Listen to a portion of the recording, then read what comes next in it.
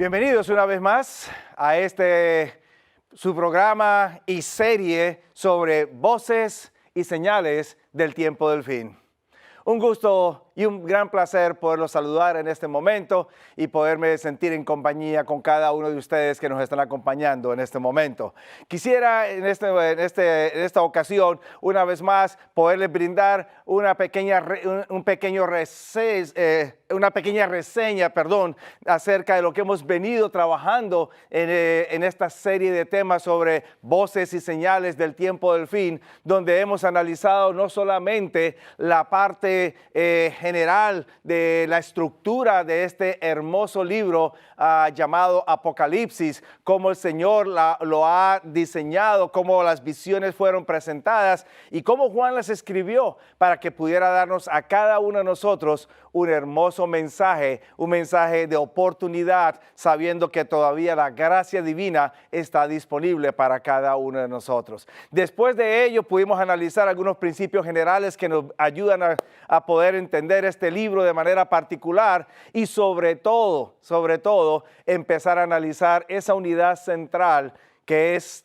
tan importante dentro de la perícopa y la teología que Juan nos quiere presentar a cada uno de nosotros dentro de este libro. Esta unidad central, usted se acordará, involucra 3 capítulos particulares, capítulos 12, capítulo 13, capítulo 14 de este libro, donde se nos van empezando a proyectar eventos que se extienden desde el mismo nacimiento de Cristo Jesús aquí en la tierra, allá en el primer siglo de la era cristiana en Belén de Judá, y que estos se extenderían a través de toda la era cristiana hasta el mismo tiempo del fin, cuando Jesús regresara por segunda vez. Una unidad increíble, importante y necesaria para conocer, entender y poder entonces aplicar a nuestras vidas personales.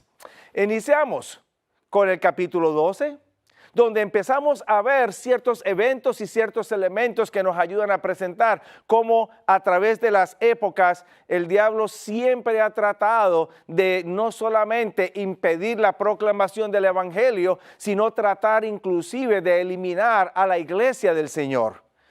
Vimos en ese capítulo cómo la ley de Dios es un meollo central dentro de estos eventos que van a estar aconteciendo en este tiempo final. Y luego entonces empezamos a analizar el capítulo 13, donde pudimos encontrar de qué manera el diablo va a tratar de atacar, destruir y evitar que el evangelio pueda ser proclamado. Utilizaría 2 instrumentos humanos. El primero surge durante la Edad Media y ese instrumento humano fue claramente identificado, como pudimos analizarlo, no solamente por los líderes cristianos de allá de la época que comenzaron este movimiento protestante en el año de 1500, época de la Edad Media Alta, y cómo ellos empezaron a identificar a este movimiento como un movimiento que no solo se oponía a los principios divinos, sino que a la misma vez desviaba al pueblo de Dios. Este poder recibe una herida de muerte. En otras palabras, su autoridad, su poder de poder dominar las conciencias y poder perseguir a aquellos que no estaban dispuestos a aceptar, fue prácticamente quitado. Pero Apocalipsis 13 nos dice a nosotros, volverá a surgir. Pero ahora en este tiempo final, me dice Apocalipsis 13, el diablo lanzaría un nuevo sistema. Y ahora ya no sería uno solo el que estaría operando en estos tiempos finales, habría un segundo que también surgiría. Y dentro de esos 2, Apocalipsis 13 me dice a mí, uno es la bestia, la misma que aparece en el periodo temprano de la iglesia, y el segundo es la imagen de la bestia. Ambos los analizamos la vez anterior. Pudimos ver cómo prácticamente el mundo cristiano, que comienza bien inicialmente en el primer siglo de la era cristiana, se desvía y entonces toma una forma diferente y asume un nombre: movimiento católico o el catolicismo. Pero luego después surgiría un movimiento protestante Y este movimiento protestante eventualmente también empezaría a moverse de los principios, los fundamentos que inicialmente abrazaron y proclamaron en la época temprana de la Reforma protestante. Dos movimientos que se unirían para que eventualmente vendría o se trajese la persecución final en el tiempo final. Pero antes de que viniese esta persecución, el capítulo 14 de Apocalipsis me invita a considerar 3 mensajes importantes que deben ser proclamados en este tiempo. ¿Cuáles son esos mensajes? ¿Por qué son importantes? Vamos a pedir la bendición de Dios en este momento, invitar una vez más su presencia, poder también tener su dirección y entramos a analizar esos mensajes. Oremos. Querido Padre, una vez más imploramos tu bendición en este momento y también a la misma vez suplicamos por tu dirección y la iluminación de tu Santo Espíritu. Queremos, Padre Santo, proclamar tu palabra, no simplemente mencionar movimientos o nombres por mencionarlos, no juzgar ni criticar a ninguno, solamente presentar la verdad tal como está en tu palabra y tal como la verifica la historia. Ayúdanos en este momento y sé con cada uno de nuestros amables hermanos y amigos que nos están escuchando. En el nombre de Jesús te lo pido. Amén. Vamos a la palabra de Dios una vez más y yo los invito para que en esta ocasión podamos entonces ir al capítulo 14 del libro de Apocalipsis. El capítulo 14 de Apocalipsis entonces me está presentando a mí ahora un cuadro bastante interesante. Se lo describo en la mayor brevedad posible. Me presenta la siguiente estructura. El capítulo 14 comienza presentándome eventos que se encuentran narrados o descritos allá en el cielo. Capítulo 14, versículos 1 hasta el versículo 5. Eventos, 144,000 ubicados sobre el monte de Sión, tocando arpas y cantando un cántico nuevo y siguiendo al Cordero por donde quiera que éste va. Luego entonces las escenas se trasladan dentro de esta estructura aquí a la tierra. Y entonces ahora Juan me dedica el capítulo 14 y los versículos 6 hasta el versículo 12 para describirme cómo esos eventos terrenales van entonces a hacer posible que en el tiempo final los justos, a la vez que serán perseguidos, también serán trasladados al reino de los cielos. Y luego entonces culmina el capítulo 14 mencionándome eventos que aparecen una vez más en el cielo. Me describe la segunda venida de Jesús. A partir del versículo 13 en adelante hasta el versículo 18 o versículo 19, estoy tratando de acordarme, es el verso 19, me describe esos eventos. Ahora bien, dentro de esta estructura que me presenta el capítulo 14 de Apocalipsis, yo quisiera que ustedes y yo empezásemos a enfocarnos en los eventos que más nos deben de atañir a cada uno de nosotros, los eventos que suceden aquí en la tierra. ¿Qué pasa en la tierra? ¿Por qué es importante que los tengamos en cuenta? En este día vamos a encontrar que Apocalipsis 14 me dice a mí que hay 3 mensajes que deben de ser proclamados previos a la segunda venida de Jesús. Son mensajes apocalípticos a los cuales usted y yo necesitamos prestar toda la atención posible. Ahora, vayamos a conocerlos. En este momento y en esta presentación me gustaría enfocarme en el primer mensaje. Y en las próximas presentaciones lo quiero invitar para que me acompañen una vez más, porque vamos entonces a hablar el segundo y luego entonces el tercer mensaje de Apocalipsis. Así que acompáñenme. Vamos al capítulo 14 de este libro de Apocalipsis, versículos 6 y 7, para que iniciemos el análisis de estos mensajes. Me dice el versículo 6. Y vi otro ángel que volaba en medio del cielo, teniendo el evangelio eterno para ser proclamado o para ser predicado a todos los que habitan sobre la tierra y sobre toda nación y lengua y tribu y pueblo, diciendo en alta voz: temed a Dios y dadle honra o dadle gloria, porque la hora de su juicio es venida, y adorad al que hizo el cielo y la tierra y mar y las fuentes de las aguas. Qué interesante mensaje. Un mensaje bastante llamativo. Veamos en primer lugar por qué es importante que le prestemos atención a estos mensajes y luego entramos de lleno al primer mensaje. En el capítulo 14, versículo 6, me dice a mí la palabra del Señor que Juan ve a un ángel. Pero este ángel que él ve, lo ve volando sobre el medio del cielo. Ahora, este detalle es significativo. ¿Por qué razón? Porque usted va a encontrar que si este ángel está volando por en medio del cielo, me da a entender a mí entonces que este ángel tiene un mensaje cuya naturaleza es celestial. Si este ángel estuviera en la tierra o estuviera volando cerca de la tierra, posiblemente el mensaje sería terrenal y a lo mejor no había que prestarle tanta atención. Pero si el ángel es visto volar en medio del cielo, es porque el mensaje es de naturaleza celestial. Ahora, en segundo lugar, vamos a notar allá en el capítulo 14 y en el versículo 6 que a la misma vez que este ángel es visto volar por en medio del cielo, este ángel también tiene algo o trae algo consigo, y lo voy a escribir aquí en la pantalla. Se llama Evangelio Eterno.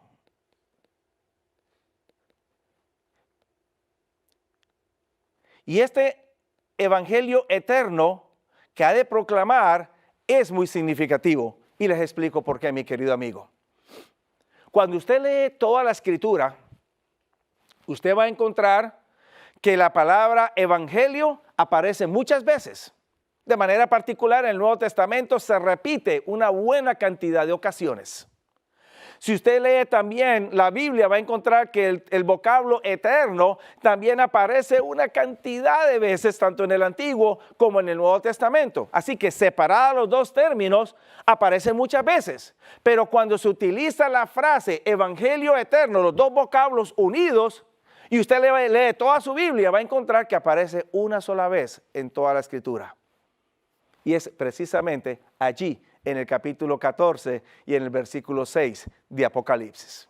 Ahora, ¿por qué esto es importante? ¿Por qué es significativo? Entendamos ambos términos. La palabra evangelio, que usted la ha escuchado tantas veces y que usted la conoce, la palabra evangelio quiere decir buenas nuevas. O si lo quiere traducir literalmente, mensaje bueno.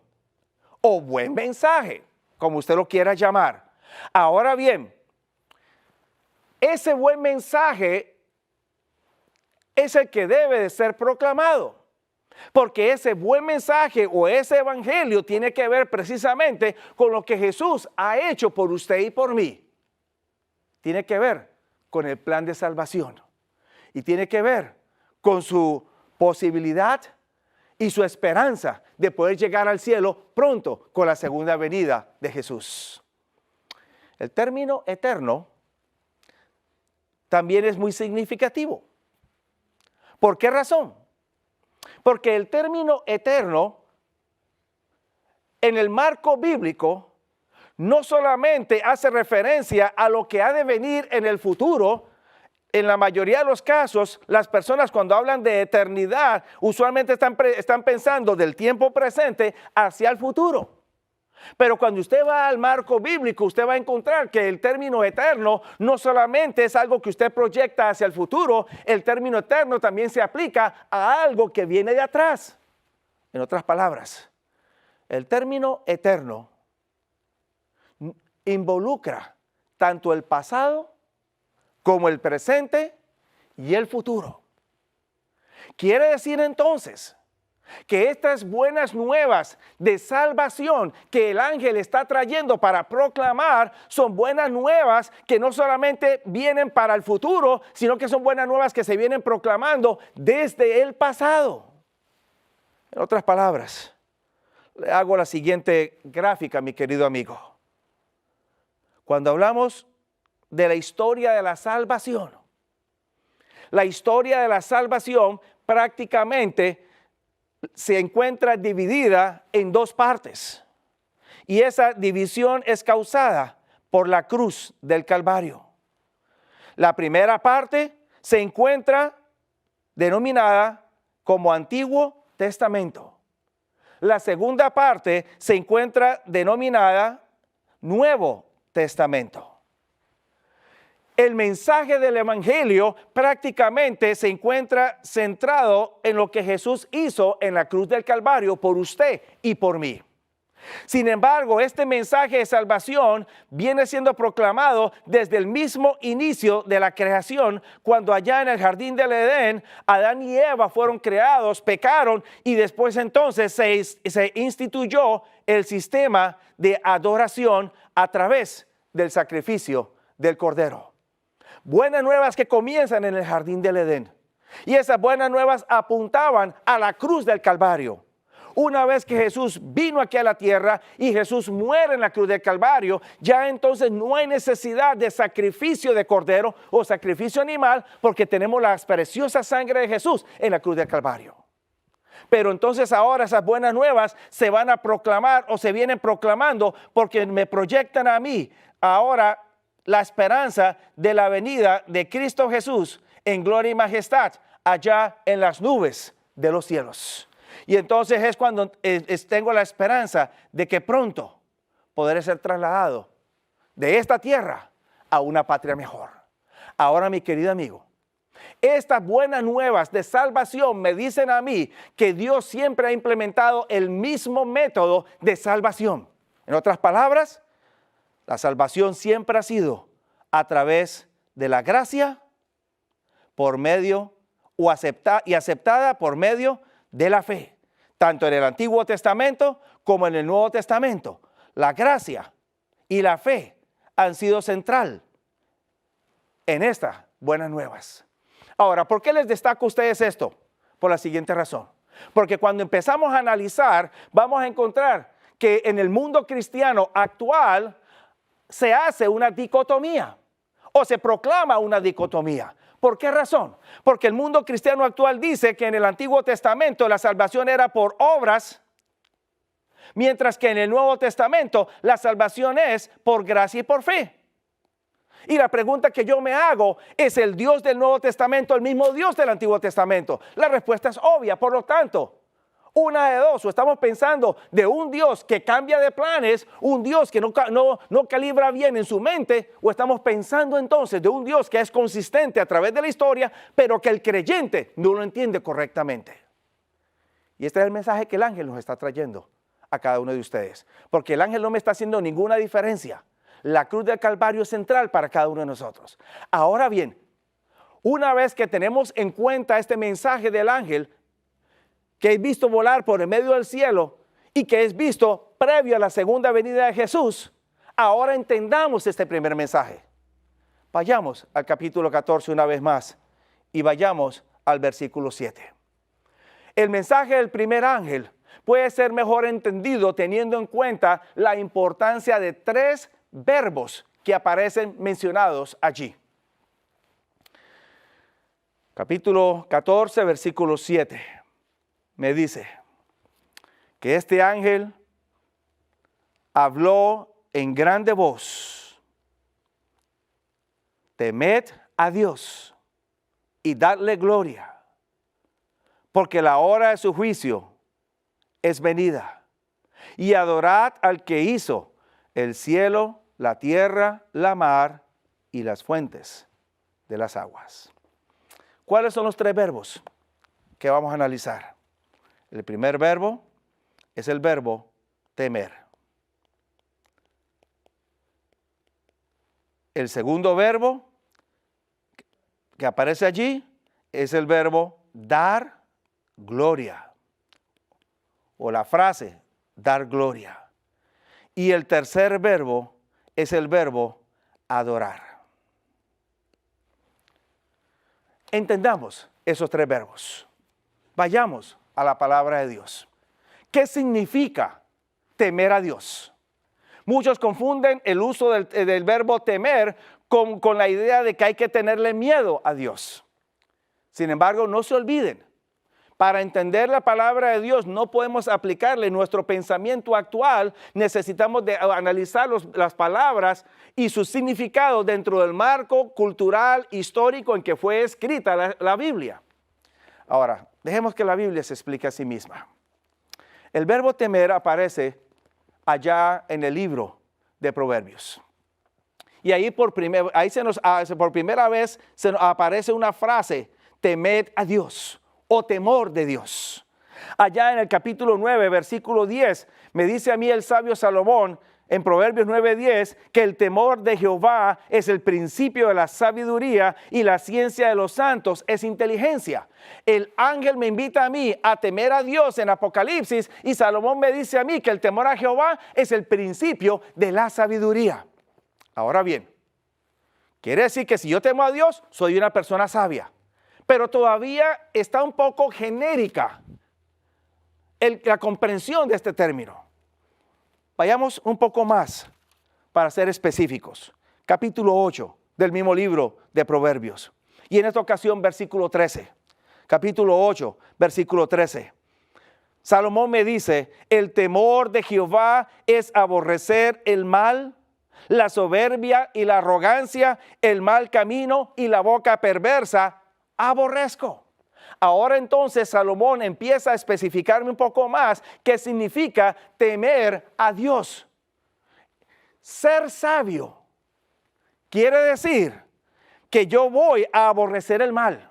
Quiere decir que no voy a ser soberbio, no voy a ser arrogante y quiere decir que voy a cuidar mi boca. Ya empieza Salomón a ser más específico. O sea que mis actos tienen que ver con mi temor a Jehová.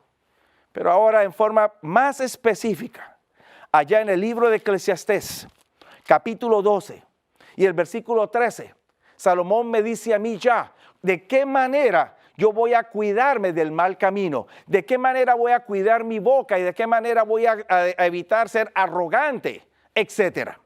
Capítulo 12, versículo 13 me dice, el fin de todo el discurso oído es este. Note, teme a Dios y guarda sus mandamientos, porque esto es el todo del hombre. Ahora bien, ya tenemos más claro el panorama aquí en Apocalipsis.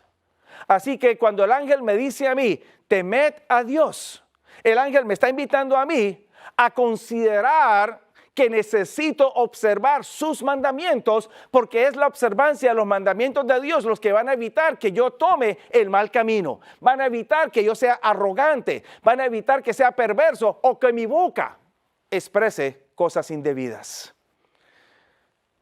¿Qué importancia tendrá entonces la ley de Dios para este tiempo final, mi querido amigo? Hay algo particular dentro de este ángel que es muy intencional, que me está dejando entender a mí que necesito tener en cuenta estos principios. No es un énfasis en cuanto al legalismo, es un énfasis en cuanto a poder yo ser fiel a los principios de Dios, porque Dios desea que yo ocupe algo o haga algo en este tiempo. Entendamos lo que significa dar gloria a Dios. Y vamos a seguir el mismo proceso. Recuerde, dentro de los principios generales que aprendimos, es importante notar el uso de las palabras y cómo estas palabras Juan las toma del Antiguo Testamento y otras porciones de la Biblia y entonces puede ayudarnos a entenderlas. Dar gloria a Dios aparece ya en el Antiguo Testamento también, en el capítulo 33 del libro del Éxodo. En este capítulo usted va a encontrar que Moisés está en el monte Sinaí. Moisés está dialogando con Dios allá en el monte Sinaí. Y entonces dentro de ese diálogo me dice a mí la palabra de Dios en el capítulo 33, versículo 11, que Moisés hablaba con Dios cara a cara. Qué interesante y qué privilegio tan lindo, ¿verdad? Dentro de ese diálogo, cara a cara que realizaba Moisés con Dios, me dice el capítulo 33, el versículo 18, que Moisés hace una solicitud a Dios. Ruégote que me muestres tu gloria. Ahora, ¿qué es lo que pide Moisés?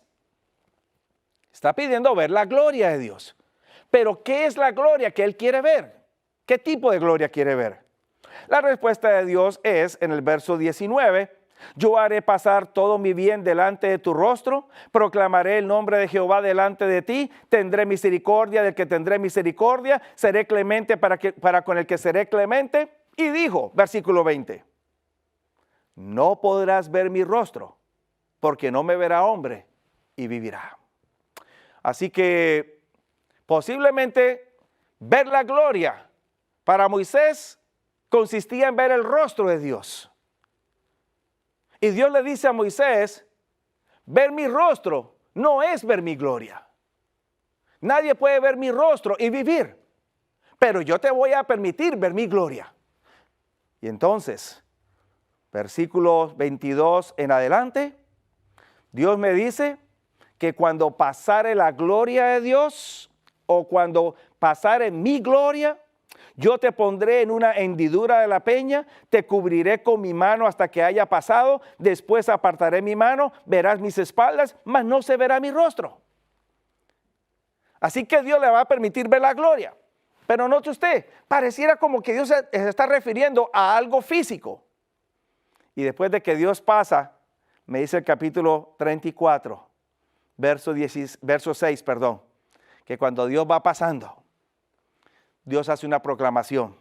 Y aquí es donde se encuentra reflejada la gloria de Dios. Pasando Jehová por delante de él, proclamó, Jehová, Jehová, fuerte, misericordioso, piadoso, tardo para la ira, grande en benignidad y verdad, que guarda la misericordia en millares, que perdona la iniquidad, la rebelión, el pecado, y que de ningún modo justificará al malvado, que visita la iniquidad de los padres sobre los hijos y sobre los hijos de los hijos, sobre los terceros y sobre los cuartos. ¿Qué significa ver la gloria de Dios entonces? Sí, mi querido amigo, usted lo está entendiendo correctamente. Ver la gloria de Dios no consiste en ver la parte física de Dios, aunque sería grandioso, sería lo más hermoso que uno pudiera tener, pero lo más importante no es ver algo físico, lo más importante es entender el carácter de Dios y poderlo también a la misma vez reflejar en nuestras vidas. Si yo entiendo que Jehová o Dios es misericordioso, piadoso, tardo para la ira, que es un Dios que perdona, entonces voy a tratar de reflejar eso en mi vida. Pero si también entiendo que Dios tampoco justificará el mal o al malvado, también voy a tratar de hacer eso en mi vida. En otras palabras, mi querido amigo, cuando usted quiere observar la gloria de Dios, no solamente se centre en ver un aspecto físico, o quizás no piense que dar gloria a Dios simplemente es expresar algunas frases. Esas frases son buenas, gloria a Dios, aleluya, qué lindo, linda frase, son muy significativas si las entendemos dentro de su marco bíblico. Pero ver la gloria de Dios o dar gloria a Dios es entender su carácter y poderlo reflejar en nuestras vidas.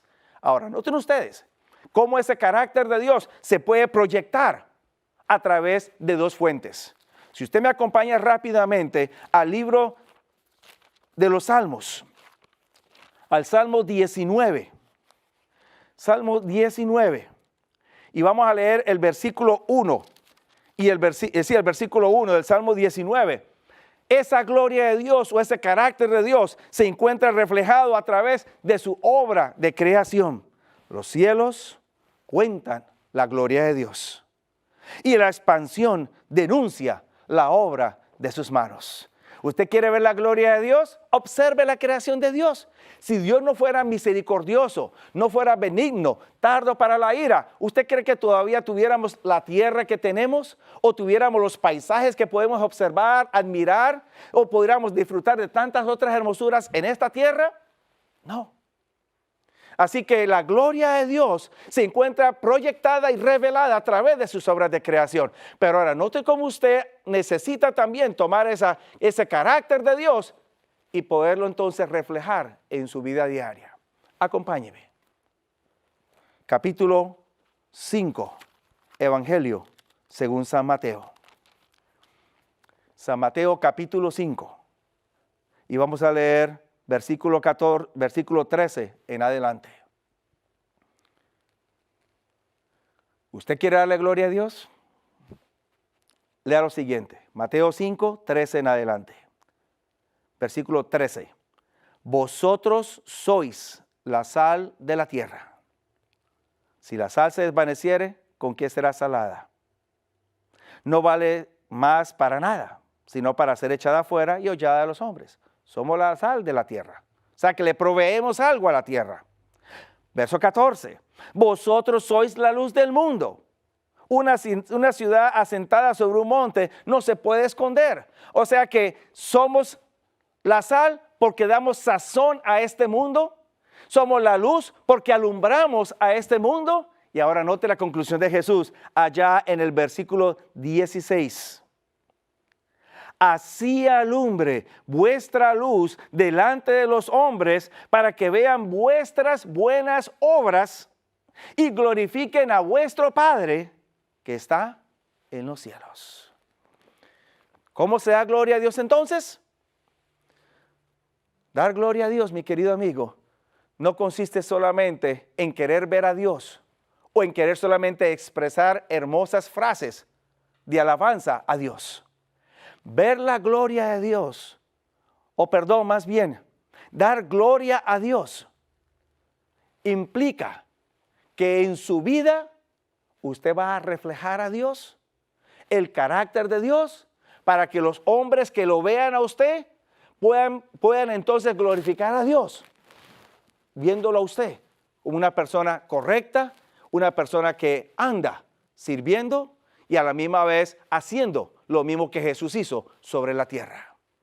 Así que, mi querido amigo, mi querido hermano, cuando hablamos entonces de dar gloria a Dios, estamos hablando acerca de nuestros actos, cómo nuestro carácter refleja esos actos. O más bien, nuestro carácter se encuentra reflejado a través de esos actos. Y a la misma vez que nuestro carácter se encuentra reflejado a través de esos actos, el carácter de Dios también se encuentra reflejado a través de esos actos. Ahora, pauso brevemente. ¿Por qué el ángel me invita a mí a temer a Dios y a darle gloria a Dios? Hay una respuesta y aparece allí en el capítulo 14 de Apocalipsis, versículo 7. Espero no lo haya perdido usted todavía. Mantenga una marquita, un divisorio, mientras podemos entonces analizar otros pasajes de la Biblia. La razón por la cual el ángel me dice, temed a Dios y dadle gloria, es porque la hora de su juicio es venida. En otras palabras, estos dos primeros actos se realizan o se deben de realizar porque estos dos actos están conectados con el juicio de Dios. ¿Por qué razón? Muy sencillo. Porque es a través del juicio de Dios que usted y yo vamos a poder probar si verdaderamente servimos a Dios o no servimos a Dios, si nuestros actos han sido genuinos o no han sido genuinos. Pero más aún, yo quiero que usted note otro detalle más aquí, concerniente al juicio de Dios. La base del juicio de Dios es la ley. En otras palabras, la ley va a ser el medio por el cual Dios va a medir las vidas de todos nosotros. Es con base a la ley que Dios va a determinar si somos justos o no somos justos, si fuimos pecadores o no fuimos pecadores, si faltamos o no faltamos a los principios de Él. Ahora sí, mi querido amigo, esto entonces me lleva a mí a entender que mientras yo acepto, creo y proclamo que la salvación es por la gracia del Señor Jesús y la acepto por la fe, también necesito entender que el juicio es por obras. Las obras que yo haga al obedecer la ley de Dios y a la misma vez manifestar el carácter de mi Padre que está en los cielos. Importante. Por eso es que el ángel hace tanto énfasis. Y por eso es que Dios hace tanto énfasis. Porque cuando llega a usted y le dicen, la ley no hay que guardarla más, la ley fue clavada en la cruz del Calvario y no hay que hacer más caso a la ley, entonces cuando usted se enfrente al juicio de Dios, ¿cómo va a quedar?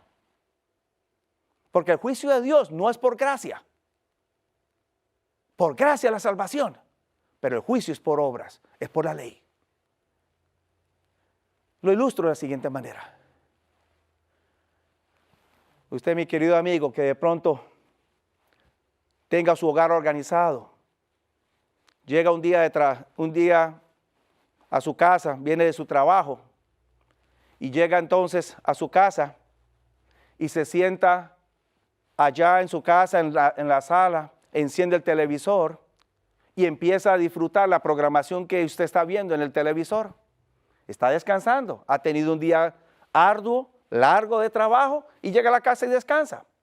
Su esposa también llega del trabajo, llega a la casa y entonces la esposa llega a la cocina y empieza entonces a arreglar las cosas para poder preparar alimentos y tener una cena lista para que entonces usted también pueda disfrutar.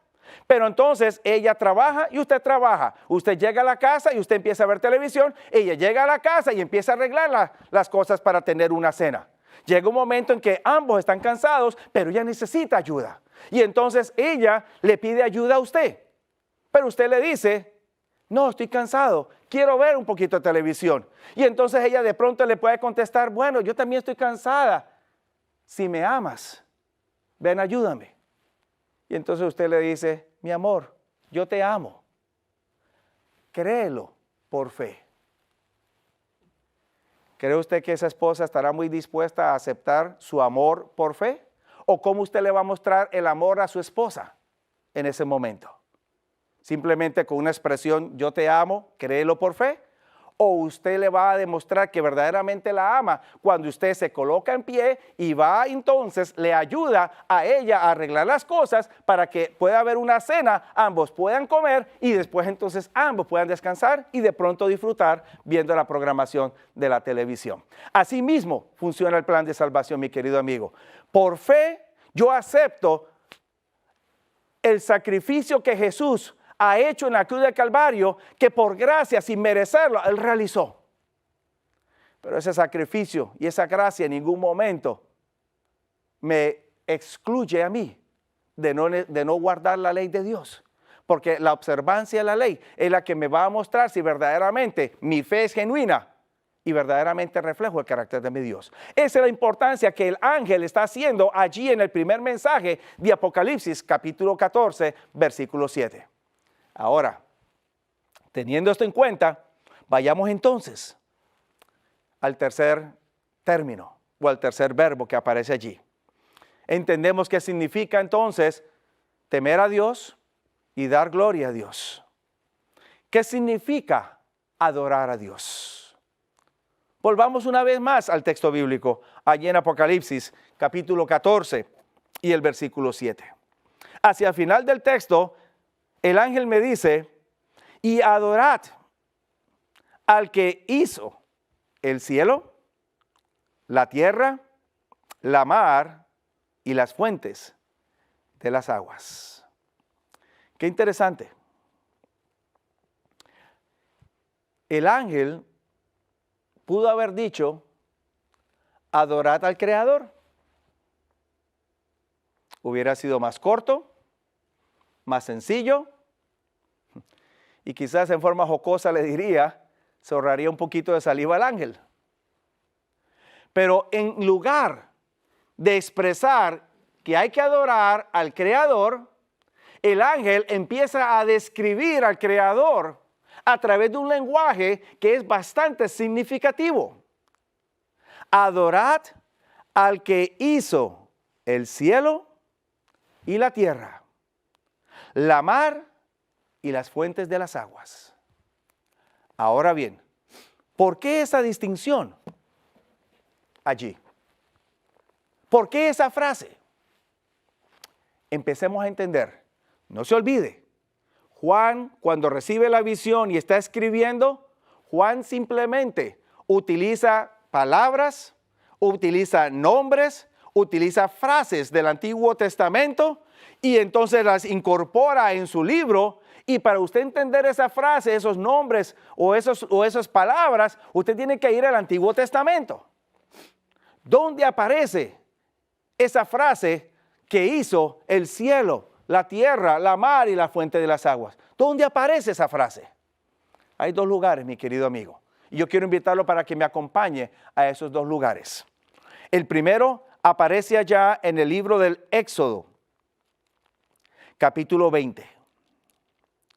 Libro del Éxodo, el capítulo 20. Y allí en el capítulo 20 vamos a leer el versículo 11. Ahora, mientras usted abre su Biblia en el capítulo 20, usted va a reconocer que este capítulo es importante dentro de todas las narrativas que aparecen en el libro del Éxodo, mientras Moisés está arriba en el monte con Dios, porque es el capítulo que le describe a usted los 10 mandamientos de la ley de Dios. Y precisamente el versículo 11 forma parte del cuarto mandamiento de la ley de Dios. Así es, usted está correcto. El mandamiento que lo invita a usted a observar el séptimo día de la semana, el día sábado. Ahora, note el versículo 11. Después de que el mandamiento me dice a mí que debo de acordarme del día de reposo para santificarlo, y entonces tengo 6 días para trabajar y hacer todas mis obras y debo de reposar en el séptimo, luego me da la razón en el versículo 11 por la cual debo de reposar el sábado. Verso 11 me dice, porque en 6 días hizo Jehová los cielos y la tierra, la mar y todas las cosas que en ellos hay, y reposó en el séptimo día. Por tanto, Jehová bendijo el día de reposo y lo santificó. ¿Nota usted la similitud en el lenguaje? Si usted compara brevemente Apocalipsis capítulo 14, versículo 7, el ángel dice, al que hizo los cielos, la tierra, la mar y las fuentes de las aguas. El capítulo 20, versículo 11 del Éxodo me dice, porque en 6 días hizo Jehová los cielos, la tierra, la mar y todas las cosas que en ellos hay. Hay una similitud. ¿Qué quiere decir entonces eso? Eso quiere decir, mi querido amigo, mi querido hermano, que el ángel lo está invitando a usted a adorar a Dios en el lenguaje del sábado, o con el lenguaje del cuarto mandamiento. ¿Por qué razón es eso importante? Le voy a explicar por qué es importante. Porque mientras que en el primer mensaje, en el versículo 7, el ángel está invitando a adorar al mundo, pero a adorar a Dios, invitando al mundo a adorar a Dios, cuando usted va al tercer mensaje que aparece en el versículo 9, va a encontrar a un poder que se denomina bestia, y a otro poder que se denomina imagen de la bestia, que usted y yo ya hemos identificado en los temas anteriores, que también desean ser adorados. En otras palabras, en este tiempo final va a haber una competencia o va a haber un conflicto por la adoración. O se adora a Dios o se adora a la bestia y a la imagen de la bestia. Y entonces el mensaje del primer ángel lo está invitando a usted a adorar es a Dios, no lo creado o al ser humano. Y por eso es importante que usted tenga en cuenta la ley de Dios. Y de manera particular el cuarto mandamiento, porque es el mandamiento que le dice a usted por qué hay que adorar a Dios. Porque Él es el creador y porque Él es el redentor. El ser humano ni es creador, ni es redentor. Ahora, en segundo lugar, yo quiero que usted note algo también con este pasaje. Mientras usted tiene su Biblia abierta, o la tiene marcada allí en Apocalipsis 14, versículo 7, y la compara con Éxodo capítulo 20, versículo 11, usted va a encontrar una pequeña diferencia en el lenguaje del ángel. En el capítulo 14, versículo 7, el ángel dice, adorad al que hizo los cielos y la tierra, la mar y las fuentes de las aguas. Cuando usted va al capítulo 20, versículo 11, me dice que Jehová hizo los cielos y la tierra y la mar. Esos tres elementos aparecen en Apocalipsis 14, 7. ¿Dónde está la distinción o dónde está la diferencia? Mientras que Apocalipsis 14, 7 dice, y las fuentes de las aguas, o termina diciendo, y las fuentes de las aguas, Éxodo capítulo 20, versículo 11 me habla a mí acerca de la mar y todas las cosas que en ellos hay. Ahora entonces, vemos una pequeña diferencia. ¿Por qué la diferencia? ¿Será que el ángel no conocía bien el lenguaje del cuarto mandamiento? ¿O será que esa diferencia es intencional de parte del ángel?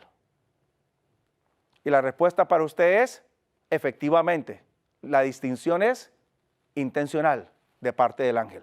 ¿Por qué razón? Porque con esa última frase, y las fuentes de las aguas, el ángel lo que está haciendo es conectar otra frase de otro evento que aparece en el Antiguo Testamento. Ahora, ¿cuál evento es ese? Ese evento aparece allá en el libro del Génesis, en el capítulo 7 y en el capítulo 8. En Génesis, el capítulo 7, me dice a mí la palabra del Señor, allá en el capítulo 7,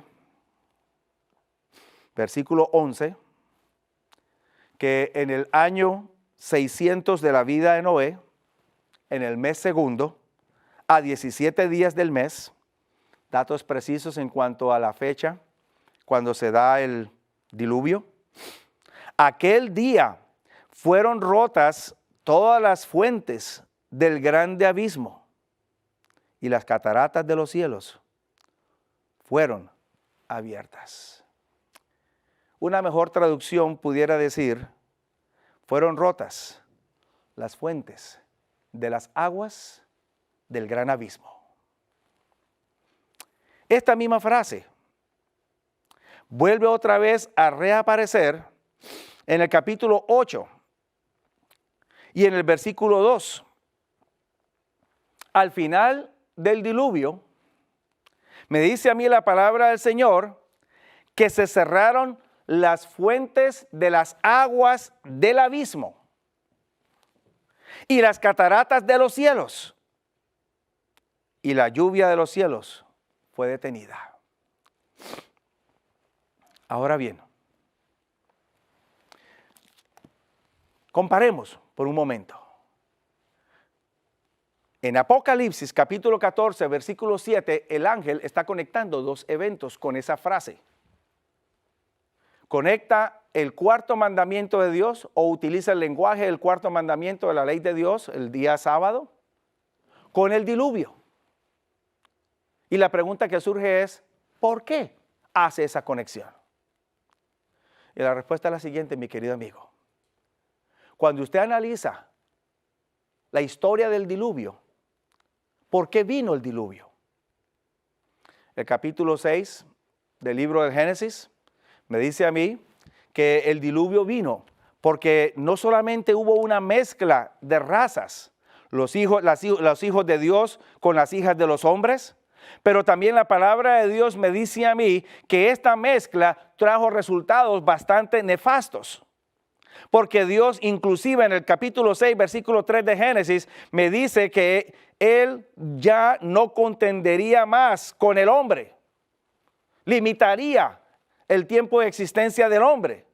¿Por qué razón? Dios se arrepiente de haber hecho al hombre. Porque en el versículo 5 me dice que la malicia de los hombres era mucha en la tierra y todo designio de los pensamientos del corazón de ellos era de continuo solamente al mal. ¿Qué estaba pasando entonces? Número uno, Eso muestra que la raza humana antediluviana no estaba temiendo a Dios. En otras palabras, no guardaba los mandamientos de Dios. En otras palabras, era arrogante, andaba por mal camino y la boca de ellos era perversa. En segundo lugar, eso muestra que la raza antediluviana no le daba gloria a Dios, porque sus actos, en lugar de glorificar a Dios y de llevar a otros a glorificar a Dios, antes rebajaban a la gente a cosas terrenales y a desviarse de los caminos de Dios. La combinación que hace el ángel allí es ayudándonos a entender o ilustrándolos que para poder verdaderamente adorar a Dios, usted necesita tener en cuenta los dos primeros verbos: temer a Dios, que está conectado con la ley de Dios, y dar gloria a Dios, que tiene que ver con sus obras, reflejando el carácter de Dios a través de sus obras. Eso quiere decir entonces lo siguiente: como resultado de los designios del hombre en el tiempo antediluviano, y usted puede seguir leyendo el capítulo 6, hubo violencia y otras cosas más. Dios trajo juicio sobre el mundo antediluviano. Y como resultado de ese juicio, vino entonces el diluvio y la destrucción de toda esa generación. A pesar de la proclamación que Noé hizo en aquella época, y por 120 años, Noé estuvo por precepto y ejemplo, hablando de lo que iba a venir. Solamente Noé y su familia, 8 en total, aceptaron el mensaje e ingresaron al arca. El ángel me está diciendo que en el tiempo final, si yo no acepto colocar mi vida en armonía con los principios de Dios, llegará el momento en que esta raza humana que va a existir previa a la segunda venida de Jesús volverá a reflejar lo mismo que sucedió en los tiempos de Noé. La malicia será mucha, el pensamiento y el designio del hombre será para el mal, y habrá violencia y otras cosas más. Y obviamente, al leer usted la prensa y escuchar las noticias, usted estará viendo que eso ya está ocurriendo. Y en la medida en que va avanzando el tiempo, va aumentando y es peor. Y los hombres tratan de colocar más leyes y tratan de realizar otras cosas más para tratar de reducir, pero entre más hacen, menos pueden lograr mejorar la situación. Mi querido amigo, querido hermano, este mensaje del primer ángel lo invita a usted a que reanude una vez más su relación con Cristo. La misma relación que tuvieron nuestros primeros padres, Adán y Eva, con Dios en el jardín del Edén, y que fue afectada por la desobediencia y la violación de los principios de Dios. Esa misma relación, Dios desea que usted hoy vuelva a entablar, para que entonces no refleje las violaciones que el hombre ha hecho a través de la historia. Comparto con usted un detalle más acerca de este mensaje. Porque en el versículo 7 me dice a mí la palabra de Dios que el mensaje de este ángel es dado en voz alta. Temer a Dios, darle gloria y adorar al Creador. Yo quiero ahora hablarle un poquito a usted del término adorar al Creador, porque este término reaparece otra vez en el versículo 9, pero ya no en conexión con Dios, sino en conexión con otras dos entidades. Este verbo adorar, que es presentado en el contexto del sábado, el cuarto mandamiento de la ley de Dios, es importante tener en cuenta. ¿Qué significa este verbo? ¿O qué significa el acto o el entendimiento de adorar a Dios? El verbo adorar que usted lee en el Nuevo Testamento viene de este verbo en el idioma original. Y se lo escribo. Proskuneo. Un verbo muy interesante. Porque nos presenta a dos palabras que están conectadas para dar un mayor o más amplio significado. Esta palabra se compone de dos y las estoy subdividiendo con el uso de la línea, las lineecitas o los punticos. Pros es la preposición que indica que usted está andando en una dirección hacia el frente. No sé si se pudiera quedar bien traducida hacia, como dando a entender que usted está moviéndose hacia el frente o en dirección hacia el frente. Y el verbo kuneo, que significa besar.